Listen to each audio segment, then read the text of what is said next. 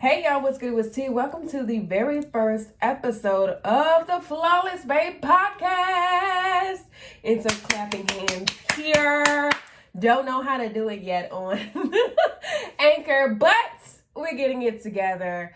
Y'all, listen, today's episode name is Sorry, I'm Meant to Be the Shit Girl. Okay? Cause you that it girl. As opposed to Meg Thee Stallion, sorry, I didn't mean to be the it girl. Don't come and say something to your sister. Listen, you're meant to be the it girl. Anyway, now, becoming the it girl, that girl, you're the main character of your life, has become an increasingly popular subject on all platforms, okay? Now, listen. One thing that I've noticed after studying millionaire routines is that every last millionaire I know of has a solid morning routine. Now, if anybody knows me personally, they know that I do not like mornings. I am not a morning person. I am a night owl, and I will accomplish everything into the wee hours of the morning just so I could wake up at 9 o'clock and feel refreshed.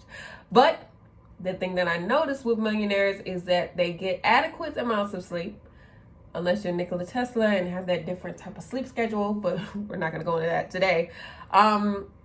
And have a proper morning routine and a proper night routine. Now, one thing that we must do in the process of becoming the it girl is just encompassing everyone, he, she, their, them. Identifying the things that you don't like about yourself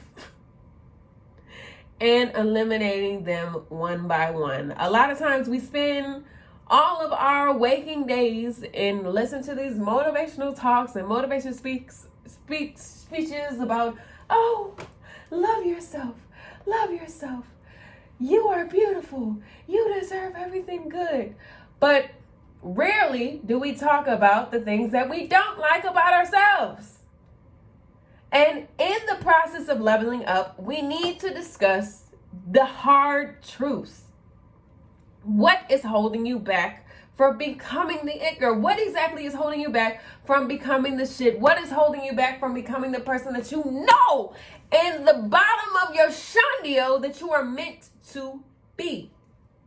For me, my disdain for the mornings is one of the things that has actively held me back from getting to certain levels in life. Now, I have reached a certain level of success in business, but as far as personal life and educational life goes, I could have been in a better position if I would have chosen to wake up earlier and actually say no to the snooze button. I could have performed better in college, in middle school, in grade school, in high school, if I would have just made the decision that my education was more important than the snooze button. Now, we can call it teenage angst. We could call it whatever you want to. But at the end of the day, I know for me, as for me in my house, my desire for sleep outweighed my desire for success in a lot of areas. Now, those traits are very hard to break. Me waking up before 9 a.m. has been an active struggle, especially since I've gone into full-time entrepreneurship. But one thing that I have actively done to change my life and all is join the morning meetup, which forces me to wake up by at least 7:50 to get on to the call by 8 o'clock. So that's one aspect of my life that has been changed. I am forced to be awake from the hours of 8 to 9, and typically I wake up at 9 anyway. I roll into my office, my facility, greet my staff, and I get there by 9:30. 9:15, 9:30. And one thing that I've seen that has significantly changed within the past 3 weeks is the fact that everything runs smoother just by waking up by 7 o'clock. Okay, studying millionaire routines. I know Eric Thomas wakes up at 3 o'clock. That's when I go to bed. I know that other multimillionaires wake up by 3, 4, 5. Okay, for me, 7 o'clock is good. Okay, we're in there. Now, I am going to actively work to wake up earlier around 5:15. I'm not going to do 3 o'clock. It's just not happening. Unless Eric Thomas taps me on my shoulder and says, hey, we need you to be at this meeting at 3 o'clock. It's not happening. But that brings me to my next point. I had an issue and still actively am working through this, that me keeping a personal commitment to myself is harder than me making a commitment to another person.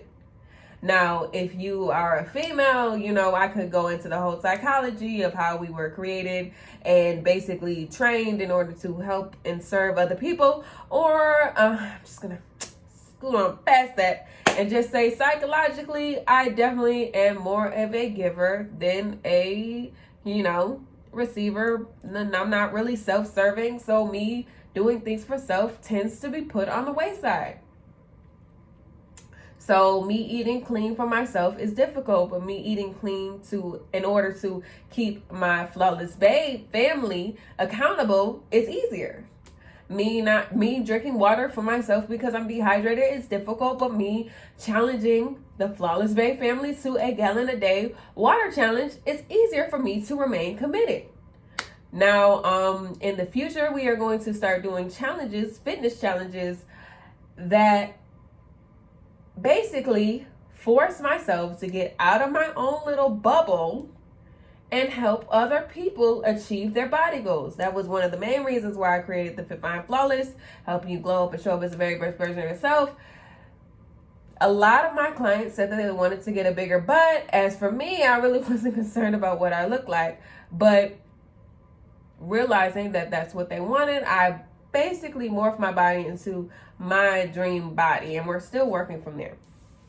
But in all actuality, that also plays into self-esteem and self-determination. When you are not dependent on self, when you don't keep the commitments to yourself, that basically breaks down your self-esteem in a weird, complex way. That's what it does. Every single time you break a commitment to yourself, you are lowering your self-esteem, lowering that bar of self-esteem. It's a whole bunch of studies out here. And self-confidence. You are no longer as confident in yourself if you break your commitment to self. Now, one thing that I'm doing actively is writing down all the things that I don't like about myself. All the things that I feel like I can improve on. All the things that are hard truths about myself and my personality. For me, waking up early is very difficult for me, and I really cannot stand the fact that I do not like waking up early.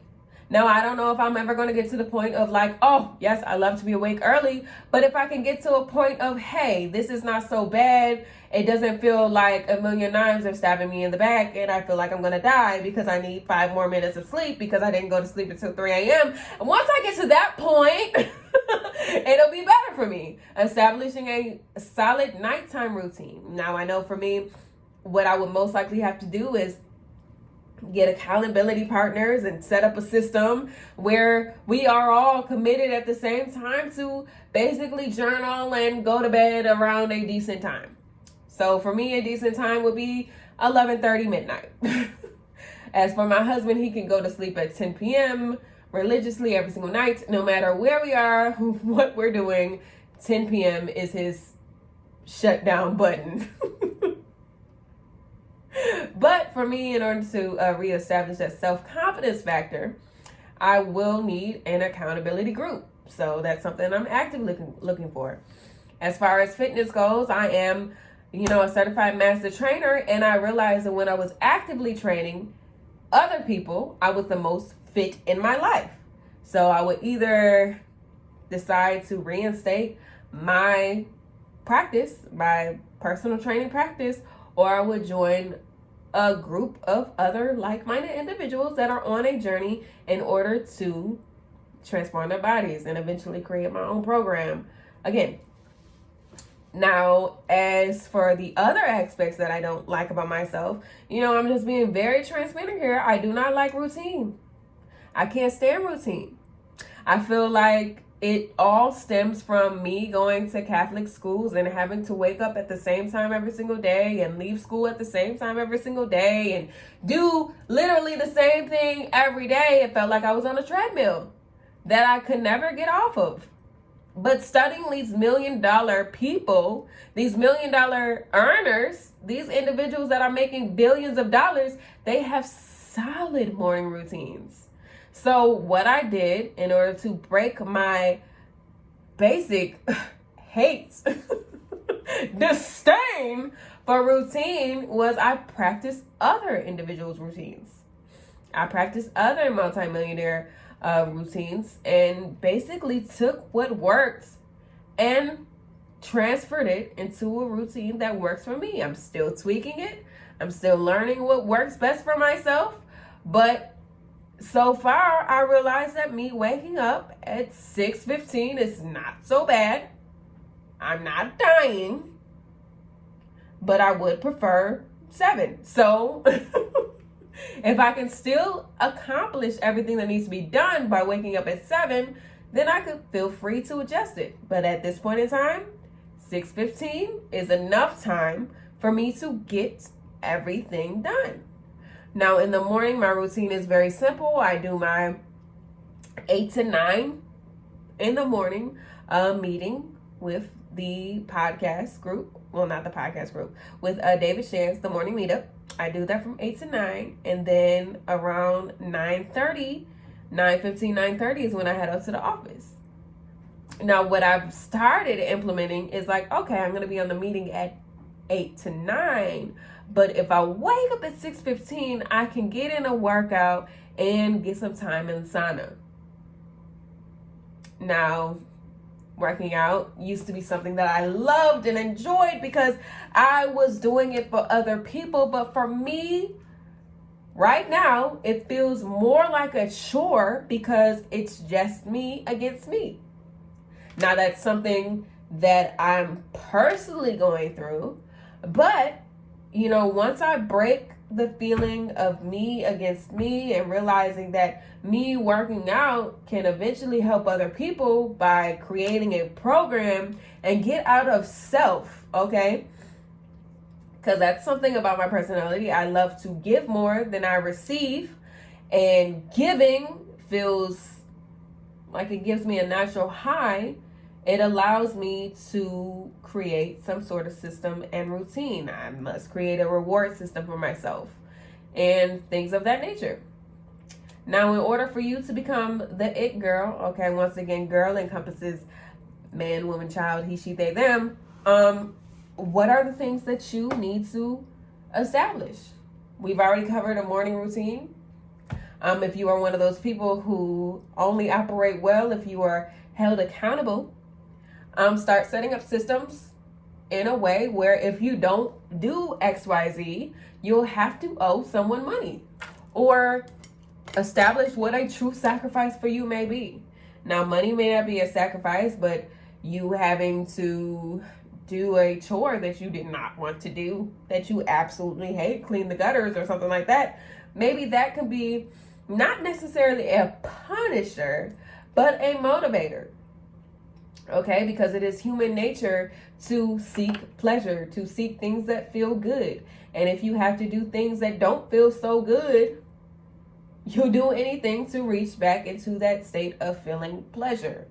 Okay, feeling good. Okay, we like to feel good and we like to look good. Now, realize what you need to do in order to truly become who you are destined to be.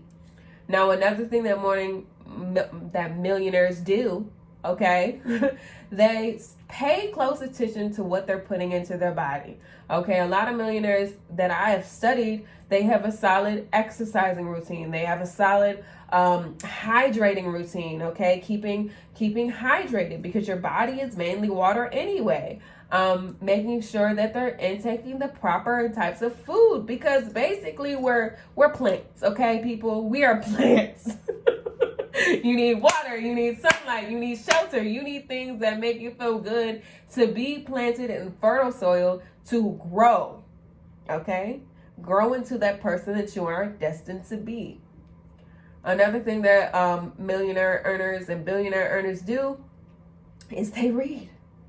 One of the amazing things about the morning meetup is that not only are we discussing, and I have to be somewhere from 8 to 9, okay, because I paid the year membership, okay? I paid for the year. So this is the year that I become the it girl, the shit girl, because I made the sacrifice to pay the price, okay? So I'm forced to be somewhere from 8 to 9. But on top of that, they read books. Okay, another factor of millionaire earners, they are constantly reading. So every single month, we read a new book. Last year, they went through 14 books, so it may be a little less than every month, like closer to like every month and a half or something like that. That equals 14 books. But they read 10 pages a day. One thing that I find really cool, fascinating, and interesting is that while I was studying Andy Frisella, okay, he's the creator of 75 Hard. I love him. He curses a lot. He's in your face, real raw, tells you the things that you need to hear, but you don't really want to hear. And for some reason, with myself, you know, you got to talk to me a little bit rough if you want me to hear you, okay? I'm not, like, don't be disrespectful with it, but tell me a hard truth. Tell me a hard truth. Like, just recently, my sister told me a hard truth, and I digested what needed to be digested and made the adjustments that needed to be made.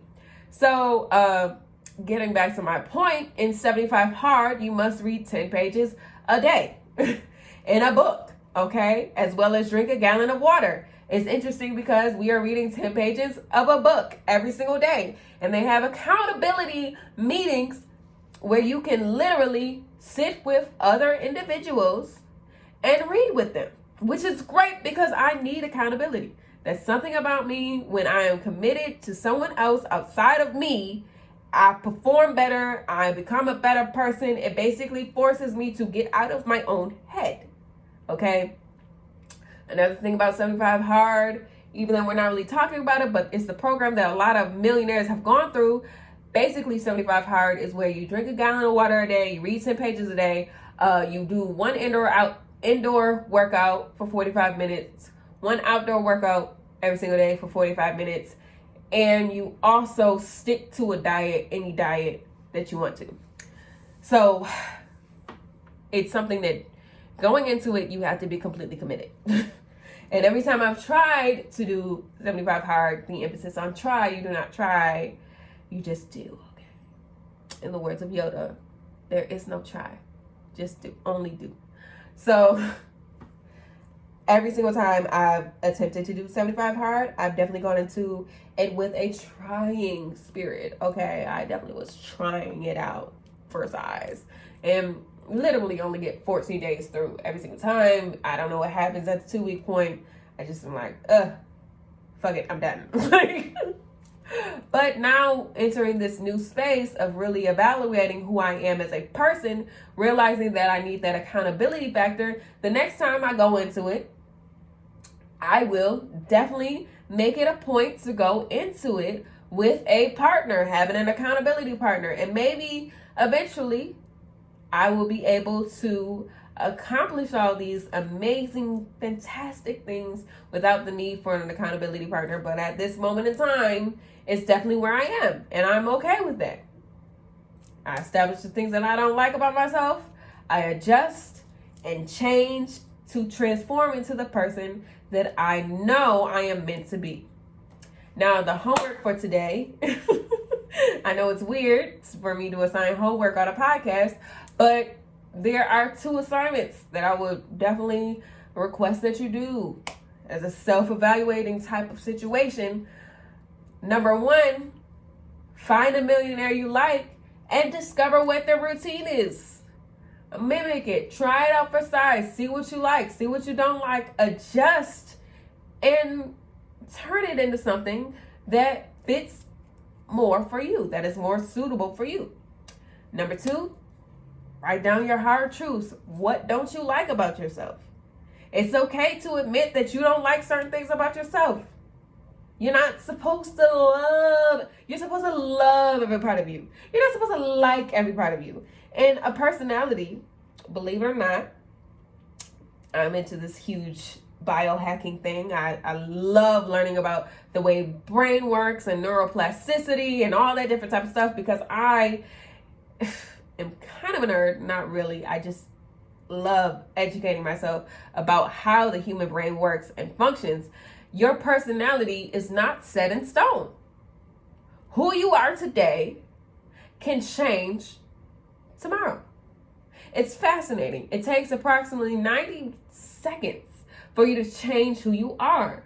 It takes 90 seconds to absorb somebody else's emotions. You take them in, you respond, and then eventually that becomes a personality trait. It's crazy the way the brain works. But on that note, I would encourage you to just hang around high vibrational people. If you don't know what high vibration is, stay around people that are positive. Surround yourself with positive people, okay? If you are forced to be around people that are not so positive, distance yourself as much as you can. Because in order to become an it girl, or become that it factor, or to become the shit, or in the words of Lil Wayne, the shit and the urine, you must surround yourself with people that are on the same path as you. If you do not have people readily available in your area, you can sign up for groups, okay? You can sign up for coaching, mentoring, things of that nature to hack your brain and to become the person that you are meant to be. Dispel all limiting beliefs. There are some people in your life, they're everywhere, that literally say money is the devil. It's evil. Rich people are the devil. If you desire to be wealthy, you should not be hanging around those types of people, right? Because I'm one of those people who, if somebody says money is the devil, all rich people are evil, I'm just like, okay. You just appreciate their belief and you still remain true to your own. I, for one, do not believe money is evil. I believe that money flows to me frequently and easily. I am a money magnet. Money loves being around me. God's love flows to me in avalanches of abundance as well as monetarily. Like, I strongly believe that I am meant for more, that wealth is for me. I am wealthy. Like, I literally say things like this in order to eradicate some of the things that were planted in me as a child. Not all things need to take root. Your money beliefs, you can quickly eliminate them just by making the change, creating a list of affirmations for yourself that work for the person that you are meant to be. If the person that you're meant to be or the person that you desire to be has money, start saying, money flows to me in avalanches of abundance. Like, start researching things and affirmations that cater to the person that you desire to be. If the person you desire to be is beautiful, start saying things like, I am beautiful. Beauty is within. I don't know, find affirmations that align with who you are meant to be. Now, for me personally, I literally have at least 9 alarms on my phone. 9 alarms. I wrote down 9 things that I did not believe that I wanted to believe. I wanted to believe that I was a mogul. So what I did was write in my timers, I am a mogul. I wanted to believe that I am wealthy. So what I did was write, I am wealthy. God's love flows to me in avalanches of abundance. What I wanted to believe was that I am dependable. That people are attracted to me. My personality. I'm not too much, but it's really difficult to pour yourself in. Like, if you have 10 gallons of love to give somebody, but all they have is 5 gallons available, your 10 gallons is going to feel overwhelming. So what I started doing was saying, thank you, God, for the right connections. Because not everyone that you're connected to is the right one. So when you evaluate what you want, where you desire to be, and who you desire to become, you realize that certain limiting beliefs and limited people's limited beliefs, if they do not choose to level up with you, they will be left behind. And that's okay. You can still talk to them, but not on the same level. But I'm here to let you know that you are supported on this podcast. And if you feel as though you are alone, you are not. And if you feel as though you are too much, you may just be too much for that group of people. Now, we did cover a lot in this past 25 minutes, but just know that there are more episodes in store. So I love y'all. Stay blessed, stay prosperous, and remember to always stay flawless. Deuces.